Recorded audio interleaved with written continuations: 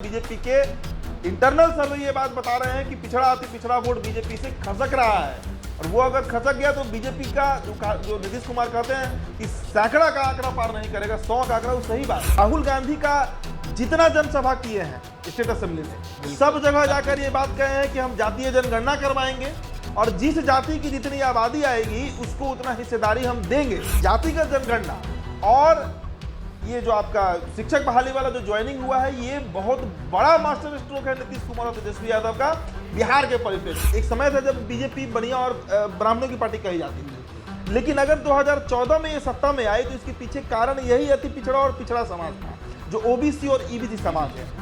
आज के डेट में अगर आप बात कीजिए तो ईबीसी और ओबीसी समाज जो है वो बीजेपी से धीरे धीरे अब 5 राज्यों का जो असेंबली चुनाव है उसका चुनाव परिणाम ये बात क्लियर कर देगा कि बीजेपी के साथ आज के संदर्भ में कितनी जो उनके वोटर हैं, जो जनता है, उस मार्केट का लिक्विडिटी जो है, जो कैश फ्लो है, वो लगभग अब शून्य हो गया और इसका मार हर सेक्टर झेल रहा है। ये बात जो हमारे व्यूअर्स हैं वो देख रहे होंगे, उनको भी पता है कि उनके पॉकेट पर क्या असर। एक बार रेलवे का और 2 बार एसएसटी का निकला। बिहार में आप गिन लीजिए, दिखावे के लिए ही मान लीजिए कि वैकेंसी निकला। ज्वाइनिंग तो हुआ ना जी, 1,20,000 सवा लाख, और फिर एक नई वैकेंसी आ गई। बिहार में जो 1.25 लाख शिक्षकों की ज्वाइनिंग हो रही है, इस पर क्यों नहीं बोले? 1.25 लाख का वैकेंसी आने वाला है, इस पर क्यों नहीं बोले? पिछले 5 साल में बीजेपी ने कितना वैकेंसी दिया, कितना रोजगार दिया, इस पर क्यों नहीं बोल रहे हैं? 2024 चुनाव से पहले देश के गृह मंत्री और बीजेपी के चाणक्य कहे जाने वाले अमित शाह का लगातार बिहार दौरा, कभी सीमांचल जाते हैं तो कभी नवादा जाते हैं, और कल यानी 5 नवंबर को मुजफ्फरपुर गए थे। मुजफ्फरपुर में उन्होंने खूब लालू और नीतीश पे बरसे। और आपको बता दें कि जातीय जनगणना से के रिपोर्ट के बाद ये पहला दौरा था अमित शाह का बिहार में। इसी मुद्दे पे बात करने के लिए हमारे साथ सहयोगी उदित जी हैं।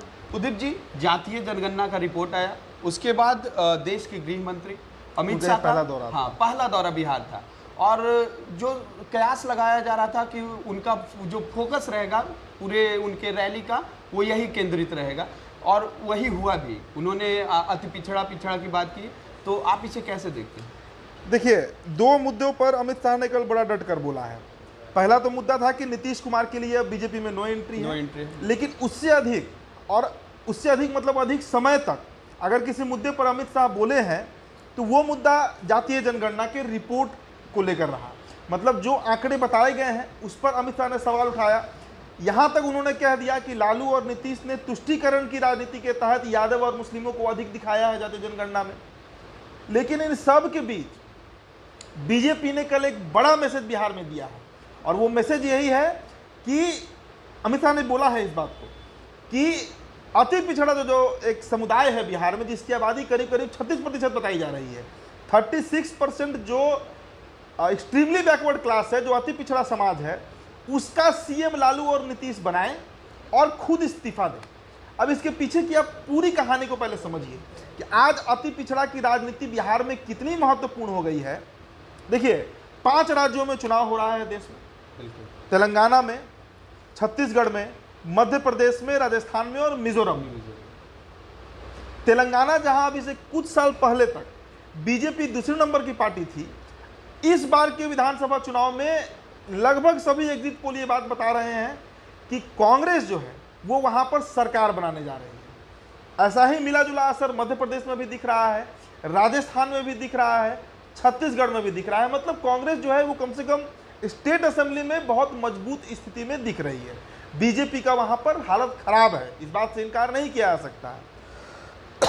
और इसके पीछे का जो मूल कारण है अमृतेश, वो यही है कि बीजेपी के साथ जो एक समय था जब बीजेपी बनिया और ब्राह्मणों की पार्टी कही जाती थी, लेकिन अगर 2014 में ये सत्ता में आई तो इसके पीछे कारण यही अति पिछड़ा और पिछड़ा समाज था, जो ओबीसी और ईबीसी समाज है।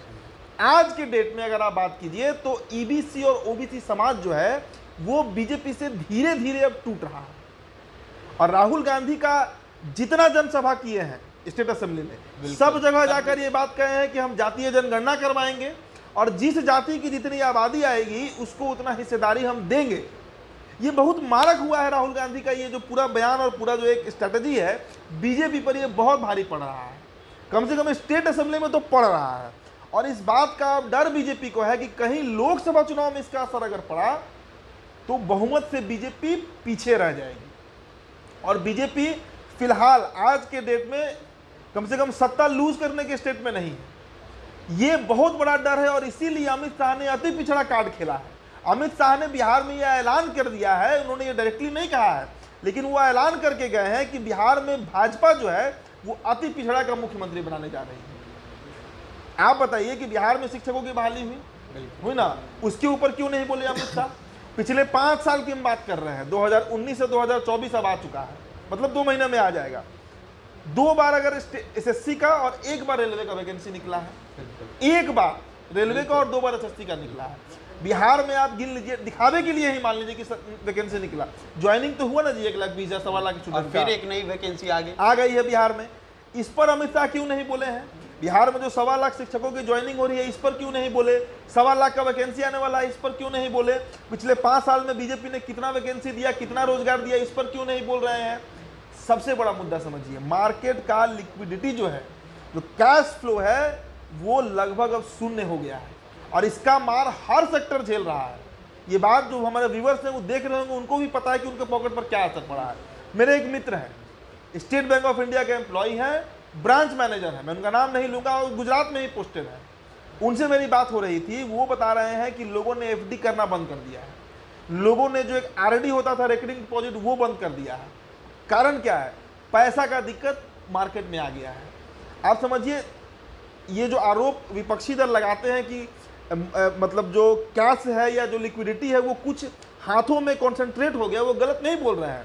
आप मार्केट में कोई भी प्रोडक्ट कर दिए, 4 या 5 प्लेयर ऐसे हैं जिनके पॉकेट में वो पैसा जा रहा है, और इसी का असर है कि जो मिडिल क्लास है, और मिडिल क्लास है, आप इस बात को समझिए, जो पिछड़ा अति पिछड़ा समाज है, जाति में ही बात कर लीजिए आप, जो ओबीसी है, ईबीसी है, और सवर्णों का भी एक बड़ा तबका है जो मिडिल क्लास, वो इसका मार झेल रहा है, वो इसका मार झेल रहा है, इसमें कहीं दो राय नहीं है। तो जो ये जातिगत जनगणना और ये जो आपका शिक्षक बहाली वाला जो ज्वाइनिंग हुआ है, ये बहुत बड़ा मास्टर स्ट्रोक है नीतीश कुमार और तेजस्वी यादव का बिहार के परिप्रेक्ष्य में, और भाजपा इस बात को भांप गई है। बीजेपी का इंटरनल सर्वे ये बता रहा है, तो हम कैमरा पे खुलकर बोल रहे हैं, बीजेपी के इंटरनल सर्वे ये बात बता रहे हैं कि पिछड़ा अति पिछड़ा वोट बीजेपी से खसक रहा है, और वो अगर खसक गया तो बीजेपी का जो नीतीश कुमार कहते हैं कि सैकड़ा का आंकड़ा पार नहीं करेगा, 100 का आंकड़ा, वो सही बात है। सिर्फ सवर्णों के वोट से, सवर्ण तो 2004 में भी वोट दे रहे थे बीजेपी को, वो 96-95 में भी दे रहे थे बीजेपी को वोट, क्यों नहीं बहुमत में सत्ता में आ रही थी? कारण था वही पिछड़ा अति पिछड़ा और अनुसूचित जाति जनजाति का वोट। तो अनुसूचित जाति जनजाति का तो वोट इनको मिल जाएगा क्योंकि अनाज बांटने वाला कार्यक्रम चल रहा है, लेकिन जो पिछड़ा अति पिछड़ा समाज है बिहार का और देश का, आप यूपी कह लीजिए, राजस्थान कह लीजिए, एमपी कह लीजिए, बंगाल कह लीजिए, उसमें बड़ी टूट की खबर है। और ये बात क्लियर हो जाएगा इसी महीने, 5 राज्यों का जो असेंबली चुनाव है उसका चुनाव परिणाम ये बात क्लियर कर देगा कि बीजेपी के साथ आज के संदर्भ में कितनी जो उनके वोटर हैं, जो जनता है, वो जुड़ी हुई है। उदित जी, तो इसमें एक सवाल बनता है कि अमित शाह बोल के गए कि पिछड़ा अति पिछड़ा के क्या लालू नीतीश सीएम बनाएंगे, तो कहीं ना कहीं तो नीतीश कुमार और लालू को भी घेर दिए। अब वो भी मजबूर होंगे, अब जो पिछड़े अति पिछड़े वो भी कहेंगे कि हाँ भाई, अब अगर मेरी हिस्सेदारी ज़्यादा है तो मुझे भी अब चाहिए। अब ये तो बीजेपी का स्ट्रैटेजी ही है। अब अमित शाह के इस बयान ने नीतीश और तेजस्वी को भी फंसा दिया है। अमित शाह जो ये बात मन से बोलकर चले गए, डायरेक्टली नहीं बोले हैं, लेकिन उन्हें कहने का यही मतलब था कि 2025 के विधानसभा चुनाव में जो अगला स्टेट इलेक्शन होगा बिहार में, असेंबली इलेक्शन होगा, उसमें बीजेपी किसी अति पिछड़े के बेटे को बिहार का सत्ता सौंपने जा रही है, अगर बहुमत मिला तो। अब ऐसे स्थिति में एक बहुत बड़ा सवाल नीतीश कुमार के सामने भी खड़ा हो गया है। भाई, वो जिस जाति से आते हैं उस जाति की आबादी बिहार में 2-3% के बीच है, बिल्कुल 2-3% के बीच है। तेजस्वी यादव जिस जाति से आते हैं उसकी आबादी 14% है, तो 15 साल सत्ता में रह भी चुके हैं, 15 साल सत्ता में रह चुके हैं। अब सवाल है कि जो अति पिछड़ा समाज है जिसकी आबादी 36% है, उसका रिप्रेजेंटेशन। और बड़ी बात, अमित शाह ने यह भी कहा कि आप केंद्र के जो वो मंत्रिमंडल है उसमें आप देखिए 27 मंत्री ईबीसी समाज से आते हैं।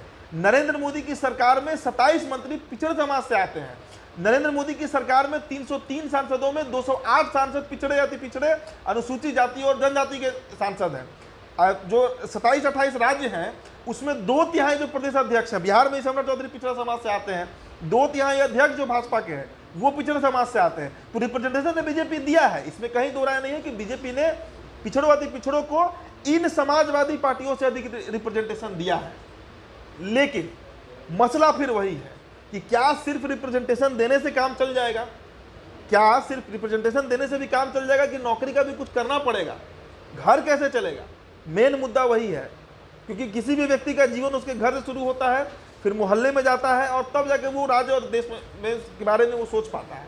तो मसला वही है, दोनों तरफ से। देखिए अमित शाह ये बात जान रहे हैं कि पिछड़ा अति पिछड़ा खसकेगा, मेरा गुणागणित गड़बड़ा जाएगा, इसलिए उन्होंने ये बात कहकर नीतीश कुमार और तेजस्वी यादव को फंसा दिया है।